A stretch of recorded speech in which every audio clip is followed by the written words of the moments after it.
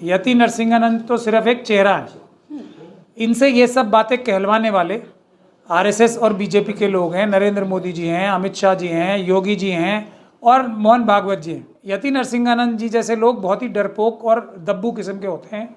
अगर उन्हें पूरा आश्वासन और पूरा सहयोग नहीं मिलता प्रशासन से, पुलिस से, एक बार नहीं कई बार गारंटी नहीं मिली, तो वो चूं भी ना कर पाए। ये जो मनुवादी मानसिकता के लोग हैं, आरएसएस और बीजेपी के लोग हैं, ये इस बात को समझते हैं कि कोई भी सीरियसली हमारे खिलाफ कुछ करेगा नहीं। ये तो कड़ी में उबाल की तरह होते हैं, उठते हैं और फिर दब जाते हैं। ये इनकी सबसे बड़ी ताकत है। अस्सलामु अलैकुम वरहमतुल्लाहि वबरकातुहू। नादरीन इकराम, उम्मीद करता हूँ कि आप तमाम ही हजरात खैरियत से होंगे।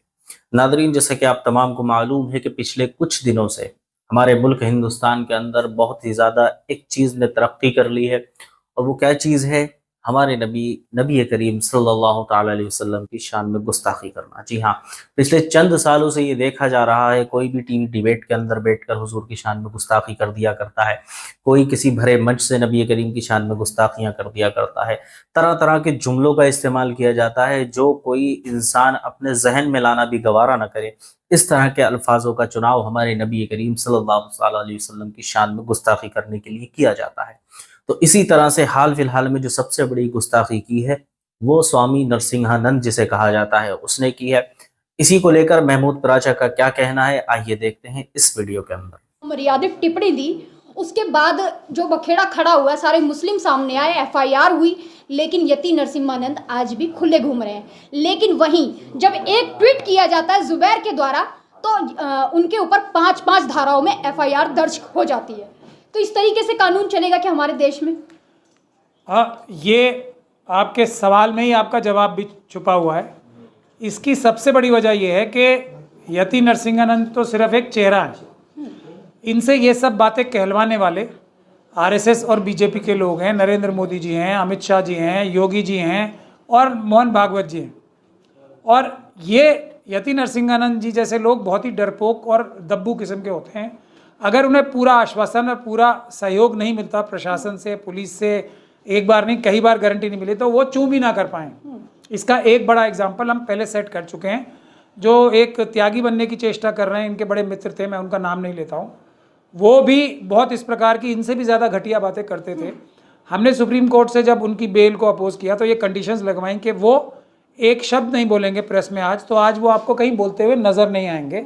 इसके लिए सबसे महत्वपूर्ण बात यह है कि जो मजबूत कानूनी कार्रवाई होनी चाहिए वो जो इस पक्ष से होती नहीं है कभी। हमारे यहाँ सब जो शेड्यूल ट्राइब के लोग हैं, मुस्लिम, सिख, क्रिश्चियन, बौद्ध के लोग हैं, ओबीसी लोग हैं, वो एक गुब्बारे की तरह होते हैं। मतलब वो जब समय आता है, कुछ बहुत बड़ी जाति की बात हो जाती है, तो वो आवाज़ उठाते हैं उस समय, जो कि 2-4 दिन 5 दिन बाद ठंडी हो जाती है। ये जो मनुवादी मानसिकता के लोग हैं, आरएसएस और बीजेपी के लोग हैं, ये इस बात को समझते हैं कि कोई भी सीरियसली हमारे खिलाफ कुछ करेगा नहीं। ये तो कड़ी में उबाल की तरह होते हैं, उठते हैं और फिर दब जाते हैं। ये इनकी सबसे बड़ी ताकत है। जहाँ तक इनकी सवाल है यति नरसिंहानंद जी की, इन्होंने क्या बोला है, महत्वपूर्ण बात यह है, अब भावनाएं तो 2 तरह के लोगों की आहत होनी चाहिए थी। ना सिर्फ इन्होंने वाहियात ऐसी बातें की हैं जिससे मुस्लिम समाज को ही नहीं बल्कि पूरे दुनिया के लोगों को जो रसूल अल्लाह से, पैगंबर से मोहब्बत करते हैं, प्यार करते हैं, उनकी दिखाए हुए रास्ते पे यानी कि इंसाफ और बराबरी पे चलना चाहते हैं, उन सब लोगों को तो आहत किया ही होगा। लेकिन उसके साथ साथ उन्होंने कई ऐसे व्यक्तित्वों के बारे में भी बोला है जिनको दशहरे पे जलाया जाता है, उनके बारे में भी तो बहुत तारीफ की है। उनसे बढ़िया कैरेक्टर किसी का हो ही नहीं सकता। मेघनाथ के बारे में उन्होंने कहा कि इनडायरेक्टली उन्होंने किसको क्रिटिसाइज किया है, ये उन लोगों को सोचना चाहिए जो उस समुदाय से आते हैं, जिनकी भावनाएं आहत होनी चाहिए लेकिन नहीं हो रही हैं। तो फिर मेघनाथ की हत्या क्यों की गई थी? ये एक तरीके से टिप्पणी नहीं है उस तरफ। जो कुंभकर्ण है उसकी हत्या क्यों की गई थी, ये उस तरफ टिप्पणी नहीं है। जिनको जो आराध्य हैं एक बड़े समुदाय के, उन्होंने इस लायक समझा कि उनका वध किया जाए। उनकी तारीफ करने पे किसी की भावनाएं आहत नहीं हो रही, तो आप नहीं समझ सकते ये आरएसएस और बीजेपी द्वारा स्पॉन्सर्ड हैं। ये कुछ भी बोल सकते हैं, कुछ भी कर सकते हैं। अब सवाल इस बात का है कि जो जेन्युइन लोगों की भावनाएं आहत हुई हैं, मुस्लिम समुदाय और मोहम्मद रसूलुल्लाह के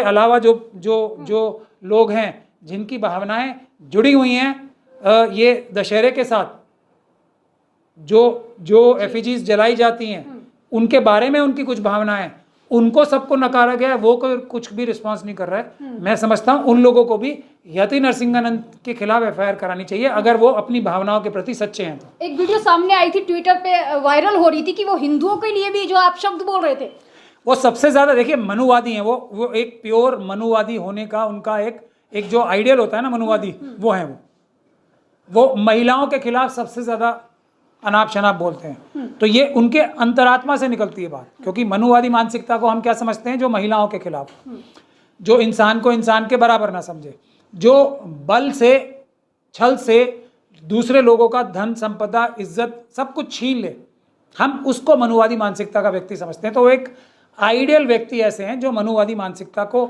दर्शाते हैं कि ये होता है एक मॉडल मनुवादी मानसिकता रखने वाले का व्यक्ति। अब आप उनके सारे बयान उठा के देख लो, वो उसी प्रकार के होंगे। महिलाओं के प्रति उनकी इतनी घृणा क्यों है, इसके बारे में मैं समझता हूँ मनोवैज्ञानिकों का एक बड़ी टीम लगनी चाहिए उनके साथ।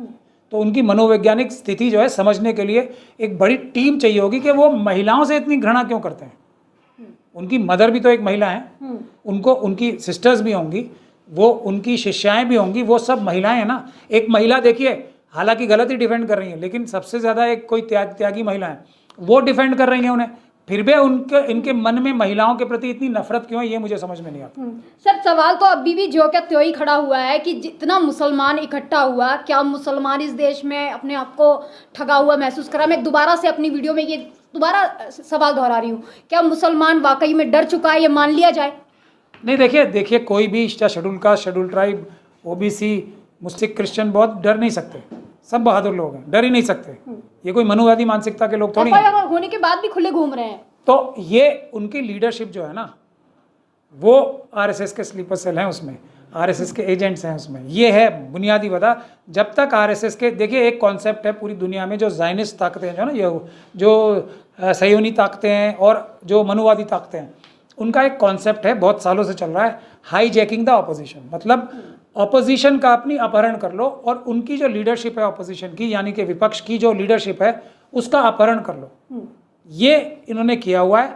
जो टॉप हमारी इतनी बड़ी बड़ी पॉलिटिकल पार्टीज हैं, उनके चारों तरफ आरएसएस के एजेंट हैं। तो ये जो एजेंट्स हैं, ये गुमराह करते हैं, लोगों के मन में डर डालते हैं, सही कार्रवाई नहीं करते, लोग इनके ऊपर उम्मीद रखते हैं और वही उन्हें धोखा देते हैं। ये हो रहा है। लेकिन जैसे ही ये लीडर्स हटेंगे, जैसे ही जनता इन लीडर्स को नकार देगी, फिर आप देखेंगी कि एक भी मनुवादी यति नरसिंहानंद जैसे, या देश के दुश्मन जो मनुस्मृति को लागू कराना चाहते हैं, बाबा साहब डॉक्टर भीमराव अंबेडकर के संविधान को हटा के, वो चूहे की तरह अपने बिलों में घुस जाएंगे जैसे ही जनता सामने। ऐसे में सुप्रीम कोर्ट के सो रहा है सर, ये इतनी सारी जो है एफआईआर आ जाती हैं, सब तरीके की, मुसलमानों के खिलाफ इतना कुछ हो जाता है, लिंचिंग हो जाती है, जय श्री राम के नारे लगवा दिए जाते हैं, सुप्रीम कोर्ट सो रहा है क्या? अब मोदी जी ने और हमारे चंद्रचूड़ साहब ने इतनी मेहनत करके एक मैसेज दिया है, अपने घर में पूजा में अपने बड़े भाई की हैसियत से, अपने परिवार के मुखिया के हैसियत से उन्होंने एक तस्वीरें और वीडियो वायरल कराई है या अपने ट्विटर हैंडल पे डाली है। तो वो किस मकसद से कराई है? यही मैसेज देने के लिए ना कि मोदी जी ने जो जुडिशरी है उसको कब्जा कर रखा है। तो इसके अलावा मुझे कहने की कुछ आवश्यकता है?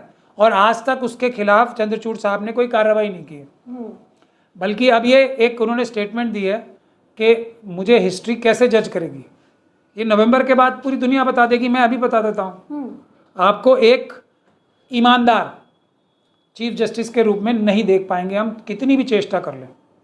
आपकी ऐसी बहुत सारी गतिविधियां हैं, आपको बिल्कुल भी एक ईमानदार चीफ जस्टिस के रूप में हम लोग पूरी ताकत लगा रहे हैं, हम सबके किसी प्रकार से, क्योंकि आप पद पे ऐसे बैठे हैं, हम लोग पूरी ताकत लगा के भी, जो लोग समझते हैं चीज़ों को, वो आपको एक ईमानदार चीफ जस्टिस के रूप में नहीं देख पा रहे हैं। और इसका हमें बहुत दुख है। मैं दिली दुखी हूँ इस बात से कि मैं एक चीफ जस्टिस को, ईमानदार चीफ जस्टिस क्यों नहीं देख पा रहा हूँ। मैं अपने आप को कन्विंस नहीं कर पा रहा हूँ कि ये ईमानदार हैं। मैं बहुत कोशिश कर रहा हूँ उसके बाद भी।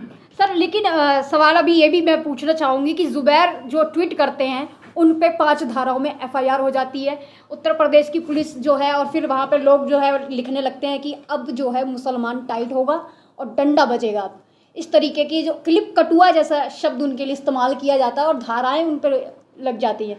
यति नरसिम्हानंद जैसे लोगों पे नहीं लगती? एक ही धारा लगी है ना उन पे, जिसमें 1 साल की सज़ा है। यति नरसिंहानंद के ऊपर 1 साल की सज़ा वाला धारा, और जुबैर और दूसरे सैकड़ों लोगों पे 5-5 धाराएं, जो कि बड़ी सीरियस हैं। और कुछ सबूत चाहिए आपका कि आरएसएस, बीजेपी और योगी जी, मोदी जी और अमित शाह जी के एजेंट हैं वो? तो मान लिया जाए कि एक देश दो कानून है? नहीं नहीं, ये मान लिया जाए कि कानून का अपहरण किया हुआ है कुछ मुट्ठी भर लोगों ने, आरएसएस और बीजेपी के। इस देश की जनता की और इस देश की ऑपोजिशन पार्टीज की जिम्मेदारी है कि उस अपहरणकर्ताओं से देश के संविधान और कानून को आज़ाद कराएं। तो मुसलमान जाए तो जाए कहाँ? क्योंकि कोर्ट जाता है तो वहाँ से भी उसको धिक्कार ही मिलता है। एक देश कानून दो बना रखे हैं, और फिर जब पुलिस स्टेशन जाता है तो उसी को ही बता दिया जाता है दोषी। मुसलमान हो या शेड्यूल कास्ट हो या शेड्यूल ट्राइब हो, जितने भी वीकर सेक्शन है, महिलाएं हों, पहले वो अपना गठबंधन बनाएं, अपना सामाजिक और राजनीतिक गठबंधन बनाएं मजलूमों का। जो प्रताड़ित लोग हैं वो सब इकट्ठे हों, अपनी लीडरशिप को हटाएं, मजबूत बहादुर लीडरशिप लाएं। ऐसे ही काम हो जाएगा, सुप्रीम कोर्ट भी सुधर जाएगी और सरकारें भी सुधर जाएंगी, भले किसी की। तो देखा आपने इस वीडियो के अंदर किस तरह से महमूद पराचा कह रहे थे कि हम सुप्रीम कोर्ट के अंदर नरसिंहानंद के खिलाफ आवाज़ उठाएंगे, क्योंकि नरसिंहानंद ने अभी कुछ टाइम पहले जो गुस्ताखी की थी नबी करीम की शान में, तो उसके खिलाफ जब कार्रवाई की गई थी और जब इसकी ज़मानत हुई थी, तो ज़मानत में ये कंडीशन रखी गई थी कि आइंदा आप किसी धर्म के खिलाफ और ख़ास तौर पर मुस्लिम धर्म के खिलाफ कुछ भी नहीं बोलेंगे। लेकिन उसके बावजूद इसने इस तरह के अल्फाजों का इस्तेमाल किया है, तो इसके खिलाफ सख्त से सख्त कार्रवाई की डिमांड महमूद पराचा भी करेंगे, और तमाम देश के मुसलमान तो पहले से कर ही रहे हैं। और हम उम्मीद करते हैं कि हमारे देश का कानून और संविधान हमारे साथ इंसाफ करेगा और इसको कैफरे किरदार तक पहुँचाएगा। अस्सलामु अलैकुम व रहमतुल्लाह।